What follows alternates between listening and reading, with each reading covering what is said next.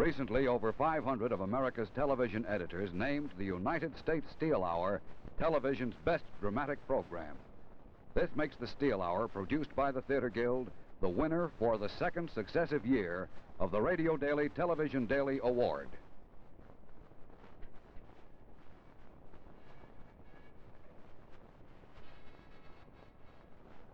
This is the United States Steel Hour.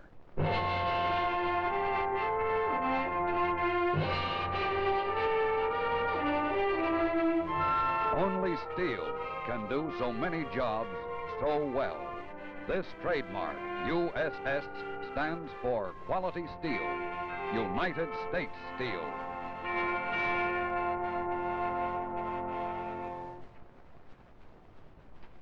Second prize, husband and wife waltz contest, Caribbean cruise 1937.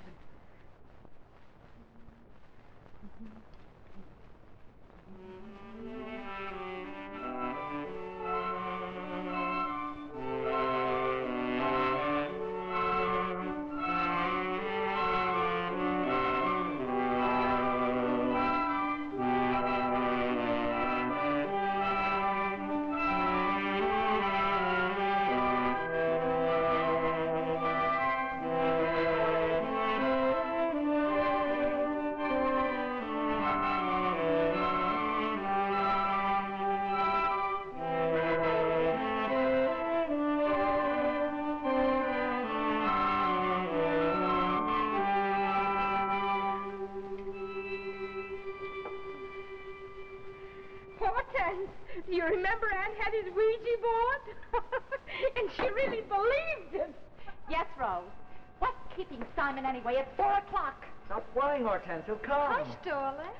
Junk, junk, junk. The way a married couple accumulates junk in their closets, you'd think that's why they got married. For all my planning, if he doesn't show up. You see, that's him now. Who's at the door? I'll get it, Rose. It must be Simon. Simon? I was expecting Simon to say maybe there's some trouble. Good afternoon, Simon. Surprise, Simon. It's all right, I hope. I'm not interrupting anything. On this nice Sunday, I suddenly had a desire for friendly human companionship. You could never be an interruption. I'll be with you as soon as I find what I'm looking for. Harry wants his papa's opera hat. He's going to a fancy dress party. Ellen, baby, fix something for Simon. The apartment's overflowing with cookies. Oh, I'll get them, Rose. Sit down. Rest yourself, Simon. So how does it look? Mr. Wexler, you couldn't have picked a better moment for it. Her psychological acclimation couldn't be more favorable. You think she'll say yes to me? I mean, maybe I should wait a little longer. A few more years, maybe, huh? You listen to Ellen, Simon. Psychology was her subject at college. One dumbbell, I wonder where the other one got to. You see, it's like this, Mr. Wexler. The great crisis in Rose's outlook came last week, the first anniversary of her husband's passing. Well, she got through the crisis successfully. She seems to be quite cheerful and fully reconciled to the inevitable, sublimating it to the realities of life. This I know nothing about, this subletting, but if psychology Believe says... me, Simon, every woman needs a man around the house, even an old maid like me. She does. She'd be out of her mind to refuse you. I'm her only sister. I'm not afraid to tell her so. It's too soon. Even so, it's too soon. Oh, I know with some women it isn't too soon even while their husbands are still alive. But Rose Snyder isn't one of those women. For 30 years I've known her, and Leon too. The love she had for Leon, she won't forget so quick. Simon Wexler, a man in your position with employees that you boss around all day. Are you afraid to look a helpless woman in the eye and ask her a simple question? The answer is yes. But will I do it? Yes. I didn't find the opera hat, Harry. But look what I did find, the old picture album. I haven't seen it in years. Look. Look, you and Papa in the Central Park Zoo. Look how he's pretending to be mad as he's lying and he's shaking his fist. Harry, dear, we better be going. Important things to do before dinner. We're not running away from you, Mama. No, of course Oh, not. of course. Well, it's nice that a young couple should want to be alone. It was the same with me and Leon, too. Goodbye, Mama. Goodbye, darling. Goodbye, Rose, dear. Goodbye, Horton. And you, Simon? Goodbye. I'll call you, Mama. Bye. So funny, Horton has been acting all day. Well, Simon, so what can I fix you? A little tea and coffee? No, nothing with thanks. One thing I don't have today is an appetite. Your stomach? You've been eating seafood again? No, it isn't my stomach. It's a little higher up. Simon, you don't take care of yourself. How long have I been telling you that's no way for a man to live alone in a hotel room like that? Is that a way for a man to live? After all, Simon, I was reading an article. Only the other day I was reading an article, and on the average, a married man lives 10 years longer than a bachelor. I believe it. I believe it. As a matter of fact, Rose... So how are things with you, Rose? I can't complain. Maybe you'll have a little cookie. Or a banana, maybe. Bananas I didn't come for either. Rose? Yes? Rose, I came here today to discuss an important matter with you. Now, don't interrupt me because nothing is going to stop me from discussing it. Now, this matter has to do with the subject of marriage, Rose. Specifically, matrimony. Matrimony? That's a very interesting subject. Rose? Yes? All my life, Yeah? I was a good friend to Leon, wasn't I? Well, you were like twin brothers, I know that. A finer, more upstanding man didn't live.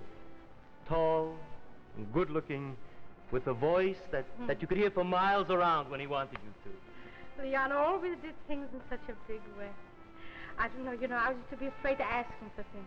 If I asked him for linoleum for the bathroom, he'd give me carpeting wall to wall for the whole house. A big man, definitely. Oh, and what a pinochle player. But Rose, it's over a year since Leon passed away. And Leon himself wouldn't be offended. I'm positive, Rose, if I were to tell you how I always felt about you. Rose, I'm asking you to marry me. Simon, stop, please. I'm stopped. Simon, there never was a finer or a sweeter man than you, and if I ever thought of getting married again, I wouldn't consider any other offer. But, Rose, that's almost half saying yes, so maybe. How could I? Simon, you have to understand that between Leon and me, it wasn't just the usual marriage. Why, Leon and me, we never would even fight together. Well, except once in a while, but who doesn't? Leon was away on his business trips. He wouldn't let a day go by unless he called me up on the telephone. You remember that? I remember. 6 o'clock every night he called you. My 6 o'clock call, no matter where he was. I could depend on it at 6 o'clock. The telephone would ring, and I would hear Leon's voice. A day wouldn't be the same, Rose baby, if we couldn't say a few words to each other. That's what he used to say. So... How could I get used to being married to somebody else?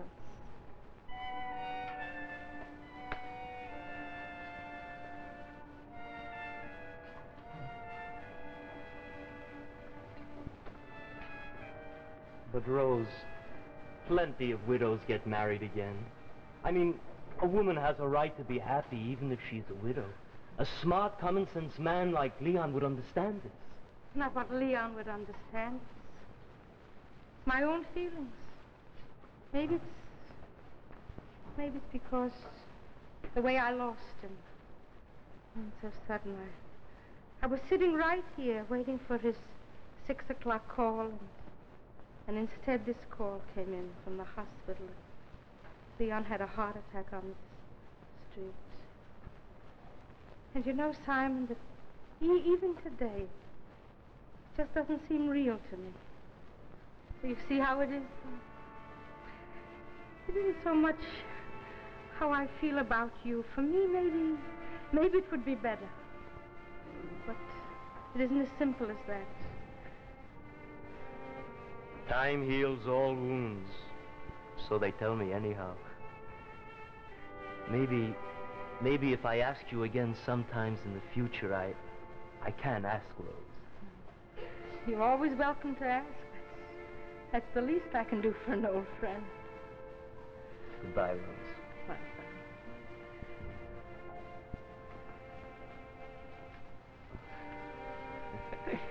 I forgot my hat. So absent-minded I'm getting in my old age. Goodbye.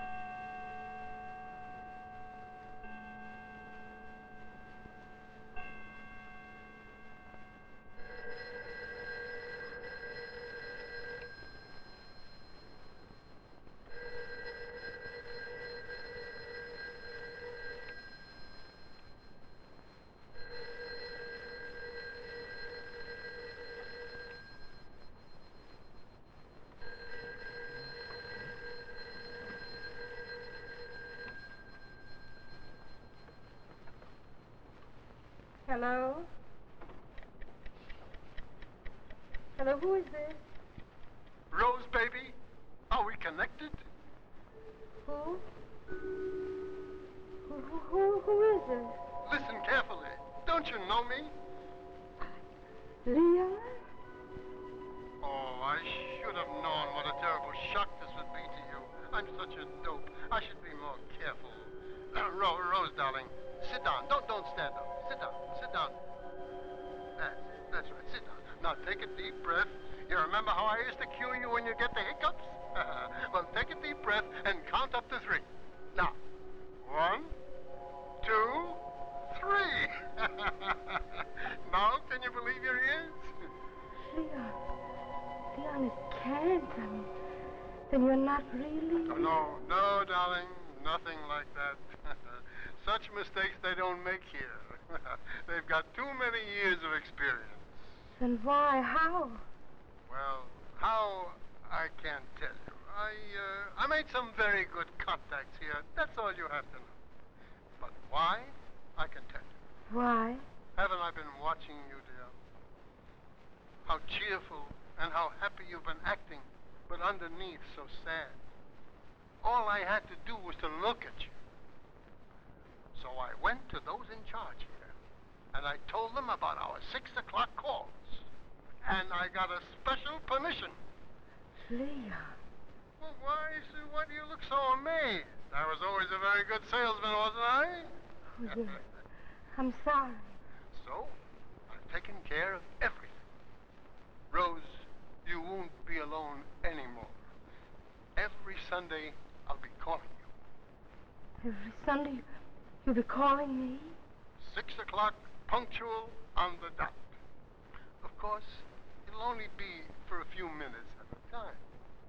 It'll be just like old days, where we'll be watching out for the long-distance rates. I understand. The rates must be very high. Just like old times. But, Rose, one condition. Condition? What condition? These calls are for you alone. You mustn't let anybody else talk to me. If you forget, then it's all over. Don't worry. You understand, Rose? Don't worry. Nobody else will get on the telephone net. Good. Now, tell me what you've been doing. Did you enjoy your bridge game Tuesday? How did you know I played bridge Tuesday? Go ahead. Tell me. Well, actually, we didn't get much bridge played. We were all trying to sneak a look at Fanny Shapiro's new kitchen. She had it all modernized and equipped with an electric eye. But if you walked very close to the icebox, then the door popped open.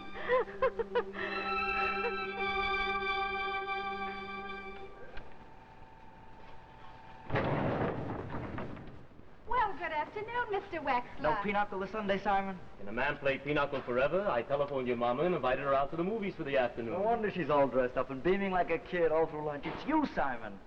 I wish I could agree with you. The way she's been acting lately, I wish I could think it was me. Excuse me. I can't understand him. Some people are emotionally incapable of accepting happiness. Personally, I think that there is nothing more satisfying than marriage.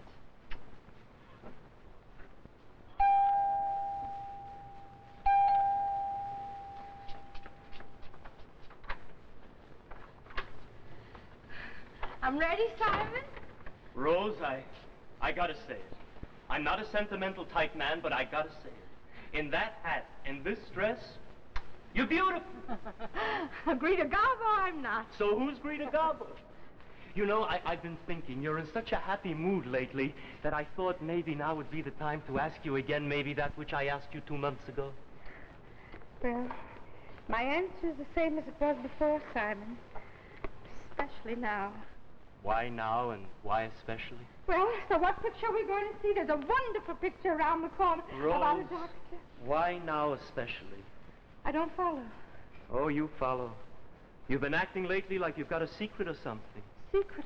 What kind of a secret? Well, I'm not living a double life. I'm Dr. Jekyll and Mr. Hyde.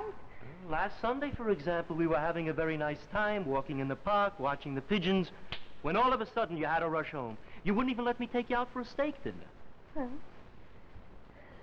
Well, I had an appointment. So, why couldn't you tell me who this appointment was with? Well, it wasn't important. It was so unimportant that you're blushing already, like it was with another man, maybe. All right, we won't talk about it anymore. I'll stop with the questions. New York is full of steaks. You can come and have that steak dinner with me tonight. I won't be able to do that either. You won't be able to do that either? Oh, I'm busy tonight, too. Tonight you're busy, too? With that same important appointment, may I ask? Well, it's not exactly an appointment. And if you must know, I have to be home because I'm expecting a telephone call. That's why I had to come home last Sunday. So why couldn't I go home with you and then wait with you while you get this telephone call? Because it's a private call. Well, what am I, a listener? Simon, since when do you third degree me about my life? My time is my own. Am I wrong? But I can take an interest, am I right? It's unnatural to take an interest. It's a crime. Is it a crime for a woman to want to be alone when she's talking to her own husband? Husband? What husband? I'll be going to the movies. What husband? Rose, you didn't... Rose, you... How could you do such a thing to me? What husband, Rose? And to do it behind my back without even telling me about it? To me, am I a stranger, maybe? Listen, I'll say excuse me. I don't feel much like the movies no more. Simon, I don't want you to go yet. It isn't what you're thinking. It isn't true. Well, what is it all about, Rosa? Simon, I'll tell you the whole story. I wouldn't tell it to anybody else, but I'll tell it to you. I'll tell you the whole story. Oh, there's a story. Simon, the telephone call that I'm expecting, it's from Leon. It's my regular 6 o'clock call from Leon. From Leon? Absolutely. Every Sunday he calls me at 6 o'clock sharp. Leon calls you? Can you imagine? For 2 months he's been doing it. 2 months? Yes, for 2 months. So you see, there's nothing to be jealous about or hurt or aggravated. I wouldn't be spending my time with anybody else. With no other men but you except Leon, so you can't be jealous of my own husband. Leon, for 2 months? And 1 week. And what a difference it's made. I can only speak to him for a few minutes, but for the rest of the week... Well... Now you know it. Isn't it amazing? Well, if anybody could do it, Leon could. He was always such a practical man. Absolutely, if anybody could. Listen, Rose, you're sure you're feeling all right these days? Wonderful. I'm so glad you know my secret. Because for a while I was feeling a little guilty. So much happiness and nobody to share it with. Happiness? Well, let's hurry to the movies. We'll miss the cartoon if we don't. Positively. I'm looking forward to the cartoon.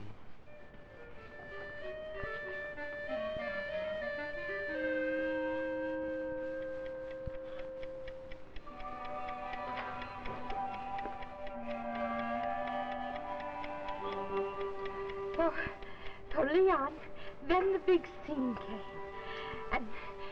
And the doctor came into the room and took off the bandages from her eyes, and she blinked, and she said, I can see. And she was so happy because she could see what the sunlight looked like and what the colors would look like, and especially how handsome he was, her doctor. And then he kissed her, and the music started, and that was the end of the picture. Sounds like a very nice picture. I could tell by the preview. Leon, do you get to see all the new pictures? Well, I guess our time is about up, Rosie. Oh, I have so much to tell you that I'll have to leave it for next Sunday. Goodbye now.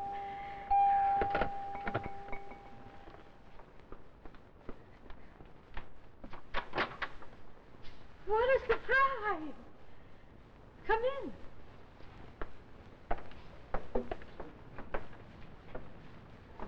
Hello, Mama. Rose, I told him about it. About Leon.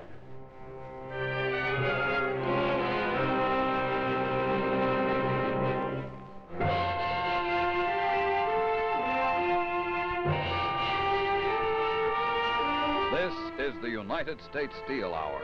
In just a moment, Act 2 of 6 o'clock call. But first, here, speaking for United States Steel, is George Hicks. I am speaking to you from U.S. Steel's Fairless Works at Morrisville, Pennsylvania, where you're going to meet one of the company's thousands of steel workers. Directing the crew of this huge annealing unit is a young man named Al Thomas. Al's been with the company 18 years. He knows his job and he's proud of it, just as U.S. Steel is proud of him and his thousands of co-workers. But let's meet Al Thomas in person. Al, you're the youngest-looking 18-year man I've ever seen. Well, George, maybe that's because I like my job. Good deal. The years roll by pretty fast, you know. Yes, they do. You want to talk? Let's go into my office. All right, Al. Over this way. Excuse me, George. Thomas. Yeah. Furnace 9, off at 12:30. Yep. Now, Al, when did you get started in this business? Well, George, I was just a raw kid, right out of the Navy when I started. Learned my trade on the job, earned $25 a week and loved it. Things have changed a little since then, haven't they, Al? Yes, they have. Now we make more than that in a day. Of course, my responsibilities have changed a lot over the years. Yeah. I know you have a fine record with U.S. Steel, Al. Very fine. I also know your fellow workers respect you because they elected you president of Local 4889 United Steelworkers of America. A fast president, George. My term has expired. That must have been, no thanks, Al. That must have been quite a responsibility in itself, huh? Yes, it was. As I see it, the big job is to bring about a better understanding between the workers and management, and to work toward solving our mutual problems.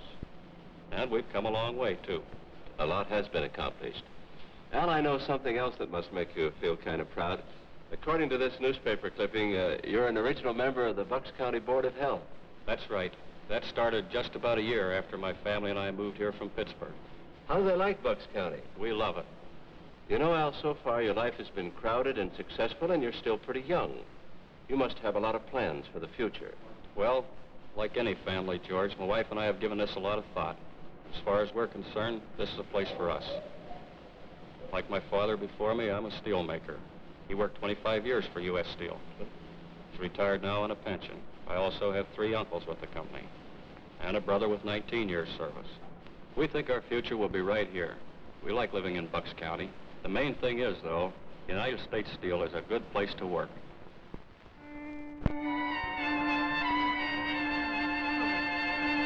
I was worried about you, Rose. I felt your family ought to know. Simon, you shouldn't have. That was a secret between us.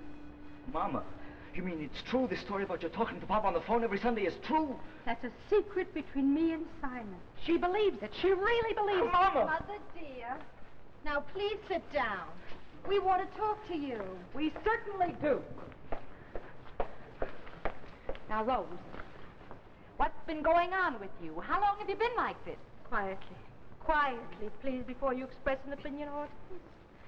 Harry, Ellen, dear, a baby in the woods I'm not. I know that you're going to have a little trouble believing this, but a miracle has happened. Your father, Harry, my Leon, all this year, when we thought he was gone forever, he was looking down at my sadness and my loneliness, and he heard the prayer inside of me. And because he's Leon, with a heart that never could see anybody suffer, and with a personality that got things done, well, finally, there was a miracle. Now, what do you say to that, Ellen, baby? Mother, well, it isn't so easy to tell you. Say it, since when you bashful with me. Mother, the most important thing for you to understand is this.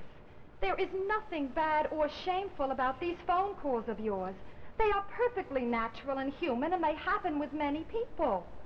These phone calls are merely hallucinations, a trick that your mind is playing on you. A trick? I didn't know my mind was so smart. Mama, there's not much about the human mind that Ellen doesn't know. What's everybody being so calm about? Rose, you're doing something terrible to yourself. And it's our duty, our family duty, to make you stop it. Hortense, please. Nobody is going to make you do anything, Mother dear. But you are allowing yourself to live in a dream world. Ellen, will you leave this to me? I've been to college, too, you know. But not Quietly, Oh, is that quietly. so? I suppose Will you let me get a word in sideways? You still don't understand. Will you listen to me?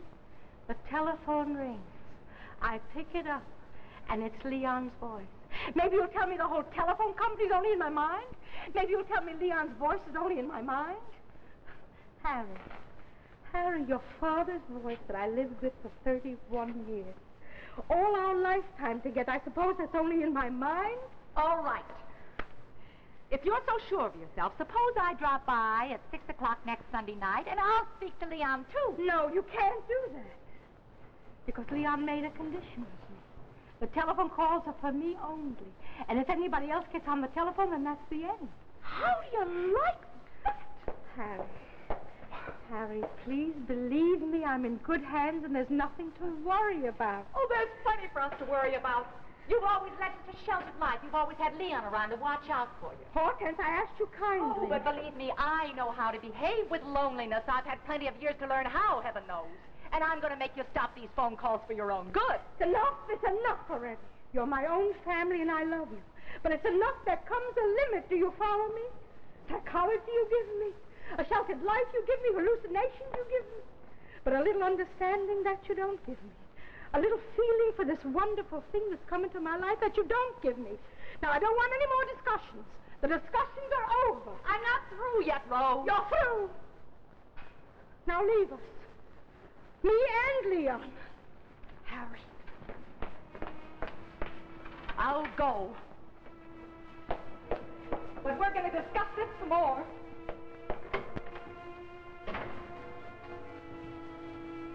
Rose, I know what it is you're feeling. But be careful. Simon, why won't you believe what I'm telling you? Every Sunday, Leon calls me. Every Sunday. Simon, who knows everything? Who can be so sure? Is it so easy for you to be so sure? Simon, I only have you to depend on. Rose, be careful. You'll hurt yourself. You'll hurt your family. And what you'll be doing to me, you live in the world with the living Rose. It's not right to forget it. Don't forget your hat. Yes. Absolutely.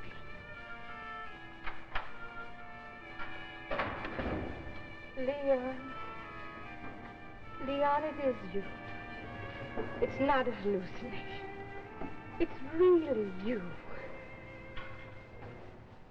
Girls, go wait in the car. I want to talk to Simon. All right. I know how to handle this. Hortense, listen, what do you think of this idea? I'll listen, but I've got an idea of my own. Simon. So? Listen, Simon, don't misunderstand me, but, well, do you think there could be anything to it? To what? I know this is the 20th century, but strange things happen, things that modern psychology can't always explain. Harry, your mama isn't getting any telephone calls. Leon Snyder was a fine man. While he was living, I was very happy to be his junior partner, in the business and outside of the business, too. But no more, do you understand?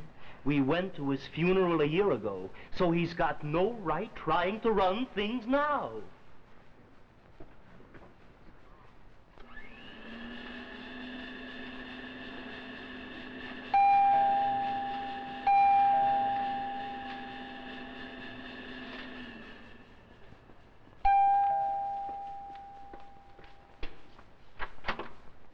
Oh, Mother dear, I'm so glad that we found you in. Mama. We've brought someone to see you. We brought somebody, Mama. So who is it? You remember me, don't you, Mrs. Snyder? I guess I had a little more hair in the old days. Wait a minute. Wait. David. Little David. David, it was Harry's friend. David, where did you fall from? How long is it now since I saw you? I was still in high school. Then we moved to Baltimore. Come in. So tell me about yourself.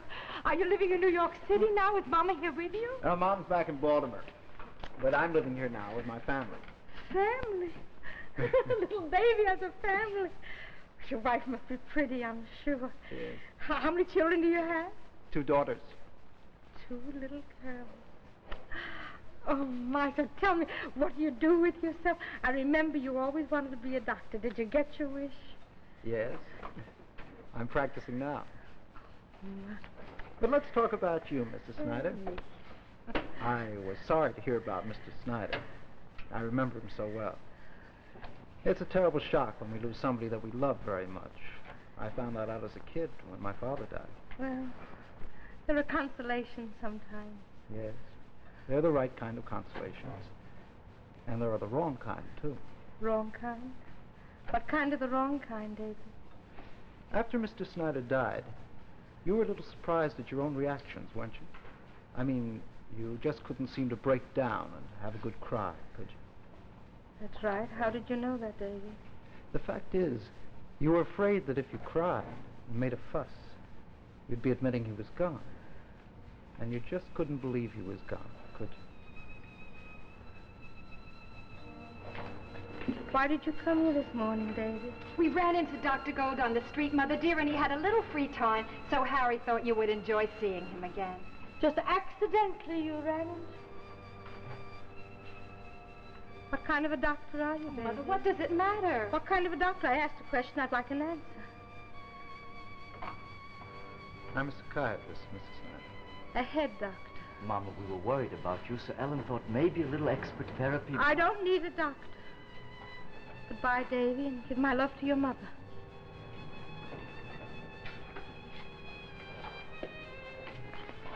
After all, Mother dear, Dr. Gold is such an old friend. It isn't as if we were exposing you to a stranger. I don't have to be exposed. I don't need to be exposed. Goodbye, if you're going. Goodbye. I'll leave my card. It has been wonderful to see you again. You believe that, don't you?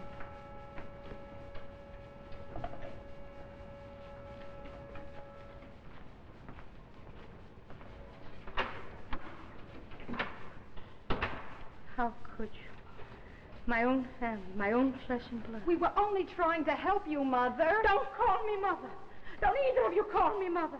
That's how you treat a mother.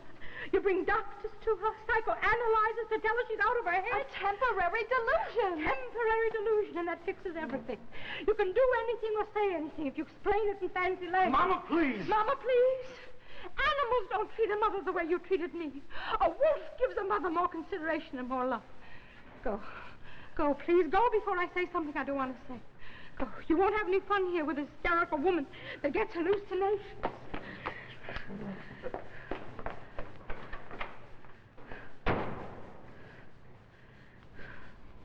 Mama.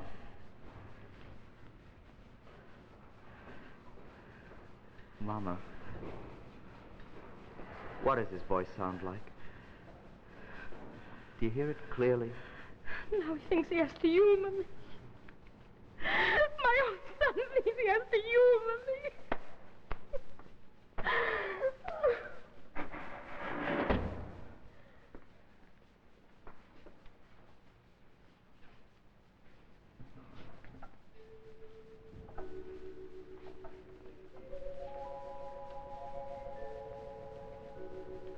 Papa? Is it really?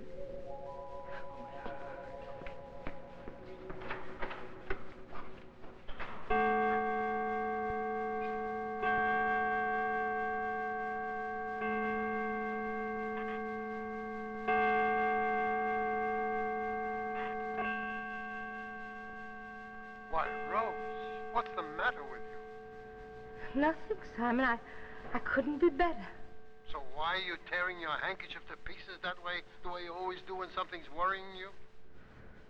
Well, I have a cold, and handkerchiefs are for a cold.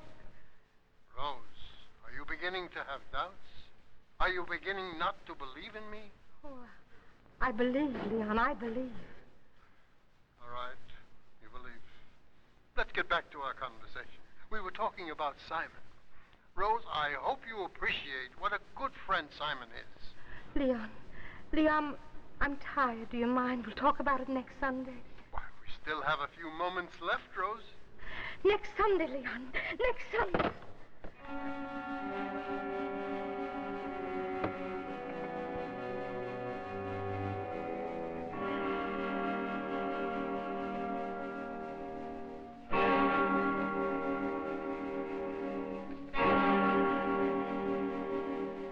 Patient male, age 17. Case history and personal observation indicate obvious psychotic tendency. Correction. Possible psychotic tendency.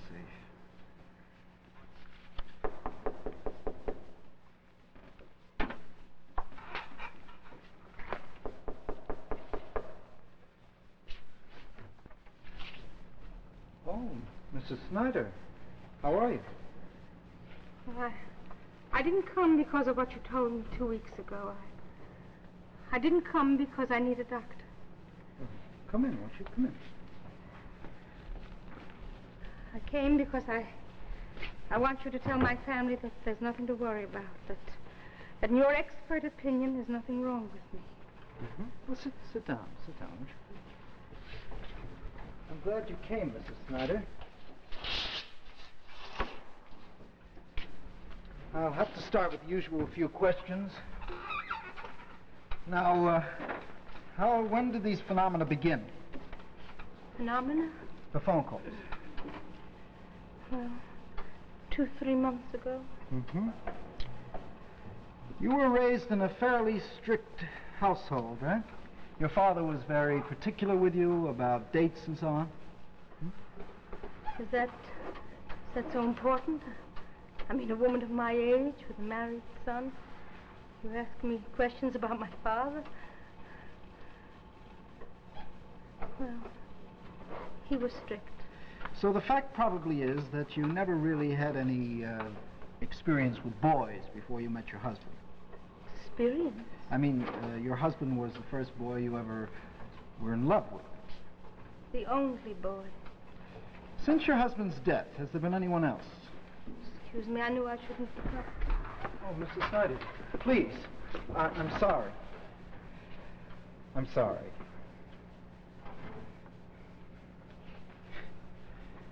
I sit here all day and I see so many people.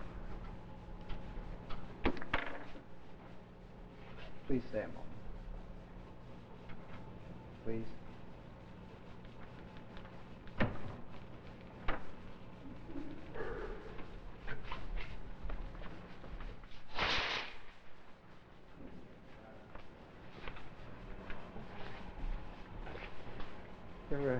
Have a brownie?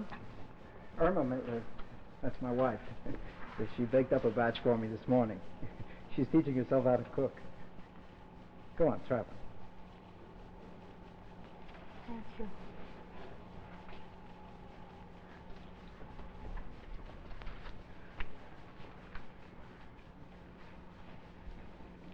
A little more brown sugar if your wife will take the suggestion. She'll be flattered, I'm sure. Mrs. Snyder, I'd like to speak my piece to you. If I start sounding like young Sigmund Freud, you tell me so, huh? Speak your piece. I want to talk to you like an old friend. You're like so many women from your kind of family. When you were young, your father was strict. Everything according to a set routine. Then, before you hardly began to grow up, your husband took you out of all that. Brought you into a wonderful new world, where you had him, always, to love you and protect you. Is that wrong? One thing I learned in my father's house, that a woman's greatest happiness is to love one man and take care of him all her life. Exactly. So is it any wonder that you can't let that man go now? Is it any wonder that you hear from him on the phone? I do get those phone calls. Mrs. Snyder, I can help you understand what's happening to you, but I can't make it stop happening. Only one person can do that. You yourself.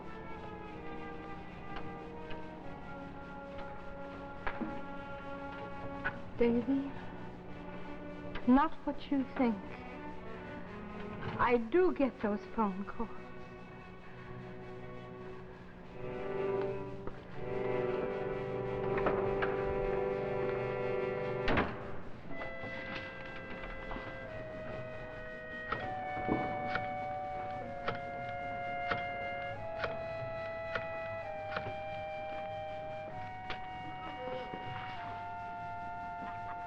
Hello, Harry. Dave. Now listen, your mother was just in here to see me. What did she say, Dave? What is she going to do? Well, mostly she just let me talk to her. That's a good sign. Right now, the important thing is not to let on that you know anything about this. She should have no strains or shocks. Don't push her.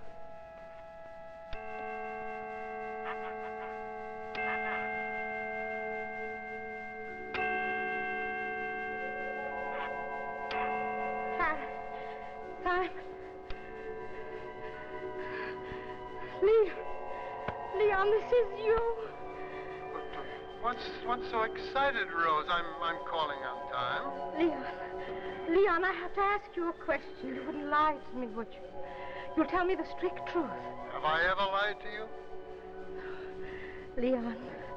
Leon, this is really you. You're talking to me now, isn't that so? Of course I am. Why do you ask such a thing? Nothing. I'm just mixed up. But I've asked you and you've told me, and now I'm all right. Who's mixing you, Rosie? Nobody. It was just for a little while. But it's just that I was thinking such funny things lately. Funny is right. What did you say, Leon? Now you can't tell the difference between Leon and me. Every voice she hears is Leon's. Don't worry about me, Rose. You just go right ahead with your phone call.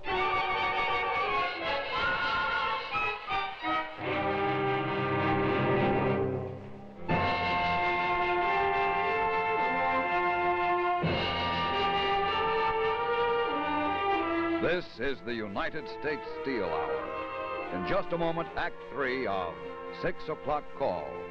But now, let's join Mary Kay and Johnny. Bet you're wondering what all this is.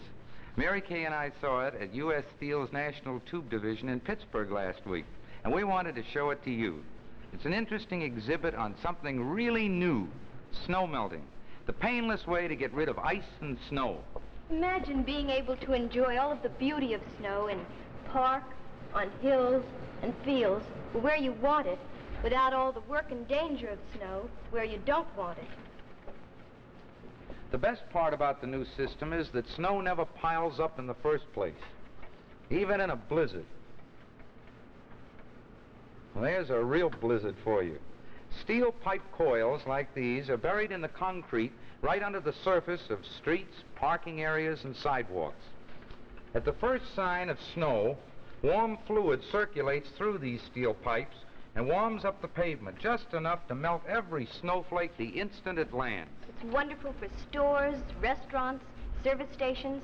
Remember, Johnny, just last Saturday we saw how it works at this very place, the William Penn Hotel in Pittsburgh. That's right. And the approach to the New York City bus terminal. You remember, honey? Mm-hmm. You'll be seeing more and more snow-melting systems in the next few years on hills and curves. Or wherever snow and ice are really dangerous. Bridge ramps and turnpikes and all sorts of busy and important places. Which includes shopping centers and homes. Maybe our own homes. Someday, Johnny, steel pipes buried in the pavement will be your snow shovel. Well, it figures, Mary Kay. After all, only steel can do so many jobs so well.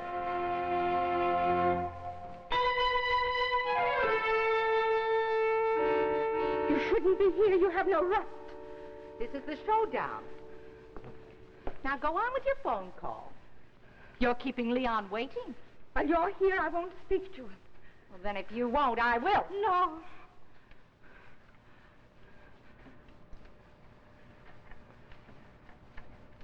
Simon? Simon, you're still there?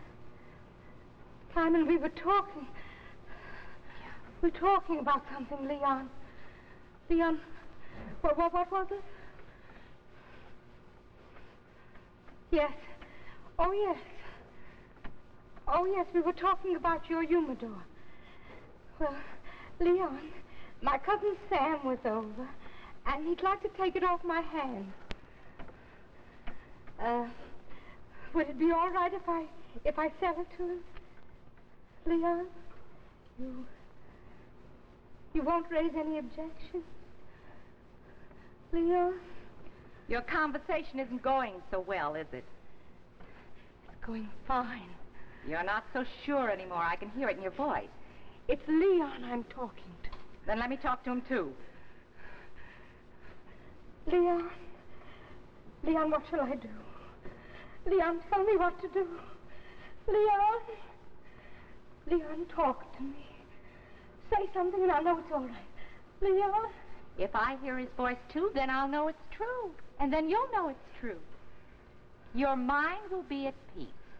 Imagine. What pleasure. What a relief.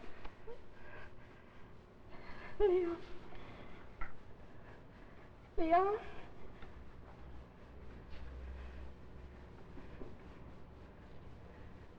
Hortense. You tell me if it's Leon. Tell me if it's Leon. Hello? Hello? Who's there?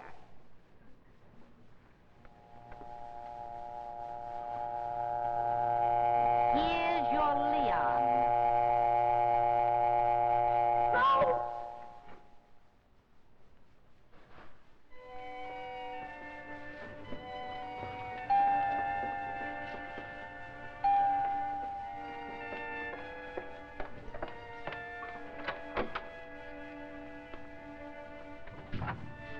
How is she feeling? Any better? Well, Harry is in the bedroom with her now. She's resting. Resting. She's sitting in her chair without a word, without a look even. Almost 24 hours. Mama. Mama. I can't stand to see you this way. When Papa died, I said I'd take care of you. I promised myself you'd never have to suffer again. Some fine job I did.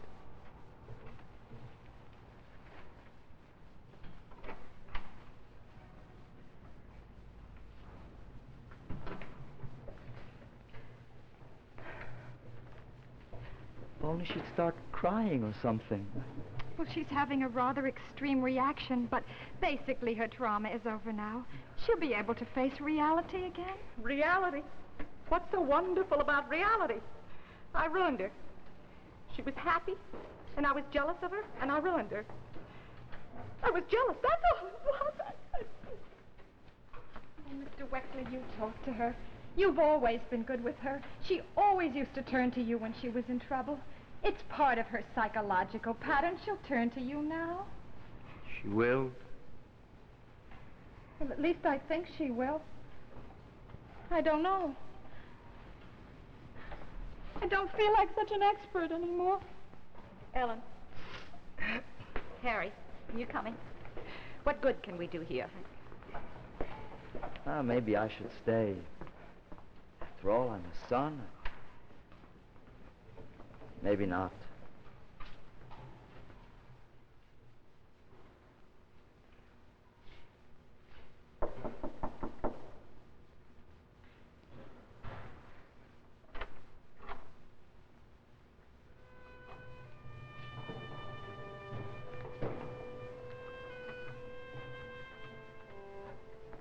Rose,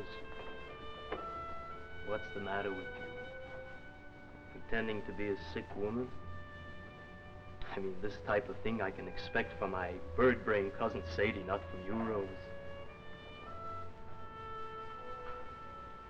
I was standing outside talking to the family. They want I should give you a pep talk. I should tell you to be happy that your phone calls are over now. How could I do such a thing when I can see for myself what it is you're feeling? Leon is the man you love. You wanted to live in a world with him. All right, it's your world, Rose. Happiness is rare enough in this life. Who should know this better than me? So a person has the right to find it wherever he can, even in the imagination.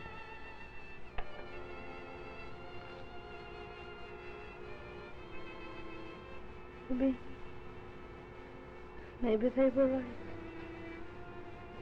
This was a dream world, hallucination. Whatever it was, it's over forever. Maybe it isn't over. Maybe if you concentrate hard enough, you can make yourself believe it all over again. That's your advice?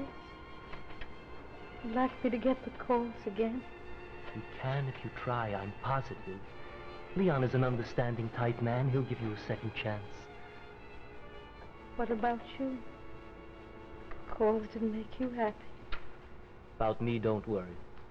I won't bother you no more. I'll get out from your life.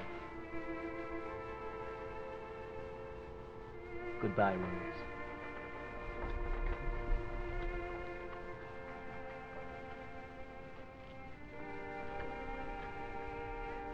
God bless you, Rose.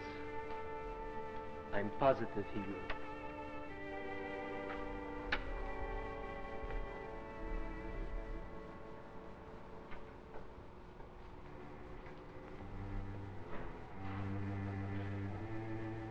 Simon?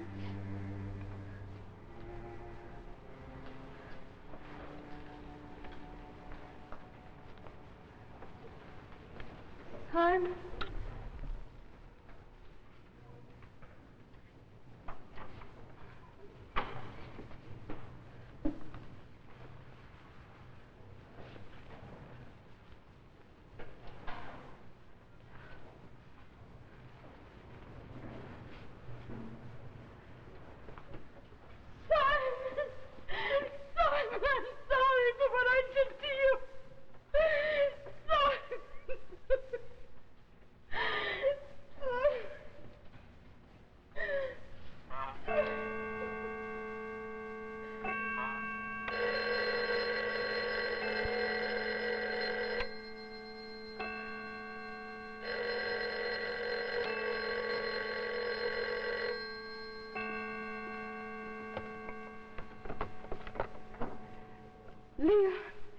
Leon, it's over. Leon, don't call me anymore. It's over. This must be over. Leon, I'm going to live in the world of the living, Leon. So who's Leon? This is Simon. Listen, I'm calling you because I'm such an absent-minded professor. I forgot my hat in your apartment. Simon, your hat? Your hat. Your hat, yes. Your hat. Look, Rose, I'm downstairs in your lobby. I know how foolish this sounds after my fancy goodbye, but can I come up and get my hat? Why should you come up? Give me a few minutes and I'll come down. And I'll bring your hat with me. You will? You'll come down? Simon, I haven't eaten all day. Simon, maybe you take me out for that big steak dinner. That is, if the offer is still open, naturally. Is it open? Is it open? She said. And listen, Rose, for dessert, could I ask you a certain question? Simon, that's the least I could do for an old friend.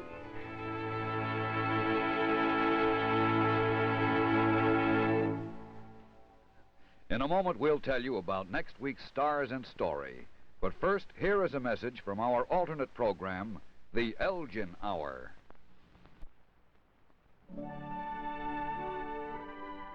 Some reckon time by stars, and some by hours. Some measure days by dreams, and some by flowers. My beating heart records thy days and hours.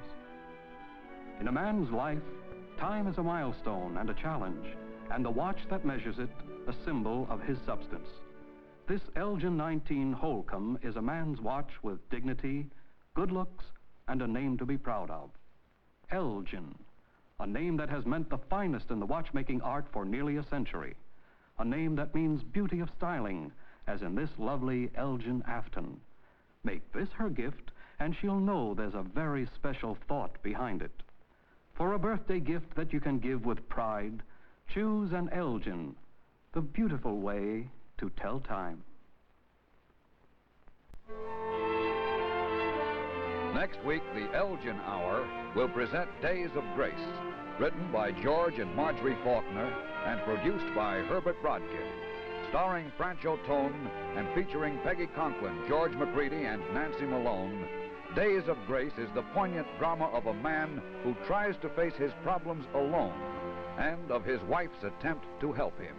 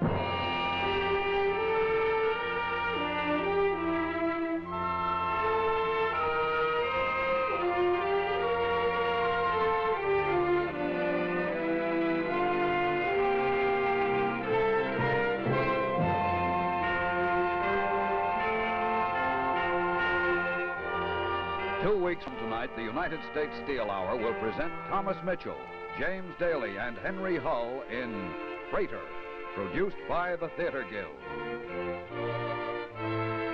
Remember, only steel can do so many jobs so well. Your guide to quality steel is this trademark, USS, the best possible steel at the lowest possible price. The proud achievement of United States Steel. And now an important message from Mr. Benjamin F. Fairless, Chairman of the Board, United States Steel. This is Junior Achievement Week. Through the work of this organization, youngsters learn self-reliance. They learn the fundamentals of business. Junior Achievement Week deserves the support of all.